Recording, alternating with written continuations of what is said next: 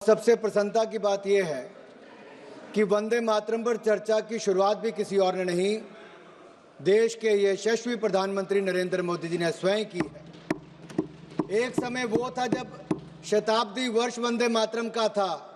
उस समय आपातकाल लगाकर देश को अंधकार में डुबाने का काम और देश के संविधान को तार तार करने का काम उस समय की प्रधानमंत्री इंदिरा गांधी जी ने किया था। उस समय तो चर्चा भी नहीं हो पाई थी।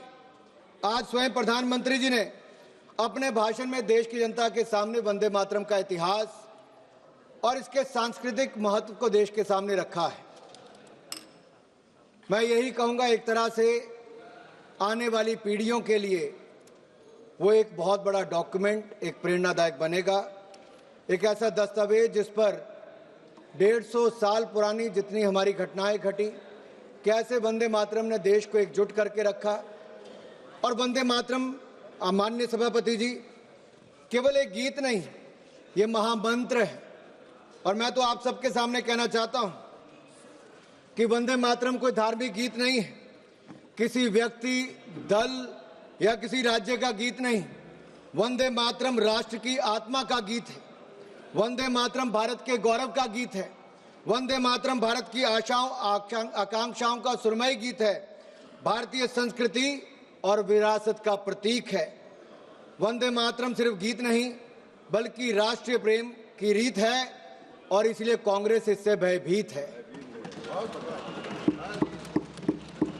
और भयभीत तो इतनी है साहब कि जब इसकी चर्चा शुरू हुई, माननीय प्रधानमंत्री जी सदन में थे, तब भी जिस परिवार को दशकों तक इस देश में नेतृत्व करने का मौका मिला, उसके 2 सदस्य सदन में ही उपस्थित नहीं थे। इतना भय, या मैं तो कहूंगा पंडित नेहरू जी ने तो वंदे मातरम को छांट दिया था, काट दिया था, उसके बाद देश को बांट दिया था। उन्होंने 2 स्टैंजा तक सीमित कर दिया था। राहुल जी ने केवल 1 लाइन गाने के लिए मजबूर कर दिया था। आज जब चर्चा हुई तो दोनों गायब ही रह गए। लेकिन मैंने सुना है अभी गलियारों में चर्चा थी कि शायद पिछले 5 दिन से प्रियंका जी मेहनत कर रही हैं, याद कर रही हैं, आज पूरा वंदे मातरम, पूरा सभी स्टैंजा बगैर पढ़े यहां पर गाने वाली है। मैंने सुना है, बाहर चर्चा चल रही थी ऐसी। अब उसका भी इंतजार रहेगा। जो इतने महापाप किए हैं, अब महापाप का प्रायश्चित करने का समय भी आ गया है। वंदे मातरम के जो हिस्से जो पंडित जवाहरलाल नेहरू जी के कहने से काटे गए थे, उन हिस्सों के बड़े किस्से हैं। राहुल जी होते तो जरूर सुनाते हैं उनको। उन हिस्सों में मां दुर्गा की स्तुति थी, शक्ति की आराधना थी, और इन हिस्सों को हटाना भारत की आत्मा को चीरने जैसा था। माननीय सभापति जी, वंदे मातरम का संक्षिप्त इतिहास पर मैं कुछ कहना चाहूंगा। 7 नवंबर 1875 के दिन भारत माता के महान सपूत, संत, साधक, साहित्यकार बंकिम चंद्र चट्टोपाध्याय जी ने इसकी रचना की। और यह शुभ दिन कार्तिक शुक्ल नवमी था, अक्षय नवमी था।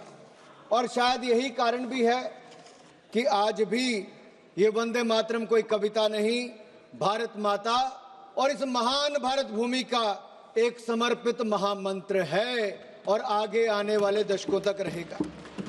वंदे मातरम उतना ही पवित्र है जितनी वेद की ऋचाएं हैं। वंदे मातरम उतना ही पाक है जितनी कुरान की आयतें हैं। वंदे मातरम उतना ही होली है जितने बाइबल के वर्स हैं। वंदे मातरम बंकिम चंद्र चटर्जी के कालजयी उपन्यास आनंद मठ का एक अभिन्न अंग है, एक भाग है। आनंद मठ केवल एक उपन्यास नहीं बल्कि एक ऐतिहासिक चेतना का दस्तावेज है। अनडिवाइडेड बंगाल की लड़ाई लड़ने वाले ऐसे जो लोग जो ईस्ट इंडिया कंपनी और स्थानीय सामंती नवाबों के अत्याचारों और शोषणों के खिलाफ लड़ते थे, उन महान सेनानियों के संघर्ष का महामंत्र था वंदे मातरम। वंदे मातरम आज भी उतनी ऊर्जा का संचार करता है। फिर भी जिन लोगों के दिमागों के दरवाजे बंद हैं, अपनी बुद्धि और विवेक पर जिन्होंने कट्टरपंथ का ताला लगा रखा है, और जिन्होंने कट्टरपंथ का ताला लगा रखा है, उनके लिए उन्हीं की भाषा में मैं कुछ कहना चाहता हूं, जो एक अनाम कवि ने लिखा है। 4 लाइन साझा आपसे करता हूं कि वंदे मातरम है क्या। कौम के खादिम की है जागीर, वंदे मातरम। मुल्क के वास्ते है आकीर, वंदे मातरम। मुल्क के वास्ते अक्सीर, वंदे मातरम। जुल्म से गर कर दिया खामोश मुझको देखना, जुल्म से गर कर दिया खामोश मुझको देखना, बोल उठेगी मेरी तस्वीर, वंदे मातरम, वंदे मातरम। अध्यक्ष महोदय, एक बहुत बड़े बंगाली साहित्यकार, इस्लामिक स्कॉलर हुए रियाजुल करीम, उन्होंने एक किताब लिखी थी, एक लेख लिखा था, इस्लाम और वंदे मातरम। मैं इस्लाम इसलिए कह रहा हूं कि मुझसे पहले के कांग्रेस, डीएमके और अन्य वक्ताओं ने कहा कि मुस्लिम इसके विरोधी थे। नहीं साहब, मैं इसकी सच्चाई पर आपके प्रकाश डालना चाहता हूं। उन्होंने वंदे मातरम के समर्थन में एक लेख लिखा, इस्लाम और वंदे मातरम। रियाजुल करीम ने लिखा कि साजिश के तहत वंदे मातरम का विरोध शुरू करवाया गया ताकि मुसलमानों को स्वतंत्रता संग्राम के आंदोलन से धीरे धीरे हटा दिया जाए। रियाजुल करीम ने लिखा कि वंदे मातरम वह गीत है जो गीत गूंगों को जबान दे दे, जो कमजोर दिल के थे उनको साहस दे दे, जो सन्यासी विद्रोही हो या भारत का स्वतंत्रता संग्राम या फिर देश के लिए सीमाओं पर लड़ने वाले जवान हो, वंदे मातरम के उद्घोष से ऐसा जोश पैदा होता हो कि मुर्दों में भी जान फूंक दे, मुर्दों में भी जान फूंक दे। बढ़ते कदम रुक जाते हैं, सर तन जाते हैं गरूर से। बढ़ते कदम रुक जाते हैं, सर तन जाते हैं गरूर से, कान में पहुंची जहां झंकार, वंदे मातरम, वंदे मातरम। जिन लोगों ने वंदे मातरम के विरोध के बहाने मुसलमानों को स्वतंत्रता आंदोलन से अलग करने का प्रयास किया, आज वो देश के विकास में और विकसित भारत के इस सोच के साथ भी उनको जोड़ने के लिए या उनसे अलग हटने का प्रयास कर रहे हैं। माननीय सभापति जी, वंदे मातरम राष्ट्रभक्तों के लिए, वंदे मातरम हम राष्ट्रभक्तों के लिए एनर्जी है, और कुछ लोगों को इससे एलर्जी है। अब एलर्जी वालों को तो हम कुछ कर नहीं सकते, लेकिन 150वीं जयंती पर मैं इतना जरूर कहूंगा कि अंग्रेजों को तो वंदे भारत से दिक्कत थी, जिन्ना को वंदे भारत से दिक्कत थी। स्पीकर साहब प्लीज अंग्रेजों को वंदे मातरम से दिक्कत थी, अंग्रेजों को वंदे मातरम से दिक्कत थी, जिन्ना को वंदे मातरम से दिक्कत थी, जिन्ना के मुन्ना को भी वंदे मातरम से दिक्कत है। अध्यक्ष जी, मैं बड़ा स्पष्ट कह रहा हूं, इसमें आपको क्या सर, माणिकम टैगोर जी को क्यों ऐसा लगता है? मैंने इतने कहा कि जिन्ना को वंदे मातरम से दिक्कत थी, अंग्रेजों को वंदे मातरम से दिक्कत थी, और जिन्ना के मुन्ना को भी वंदे मातरम से दिक्कत है। जिनमें वंदे मातरम सुनकर ऊर्जा का संचार नहीं होता, जिनमें वंदे मातरम सुनकर ऊर्जा का संचार नहीं होता, या तो वो कांग्रेसी हैं, कम्युनिस्ट हैं, या लीगी सोच के समर्थक हैं।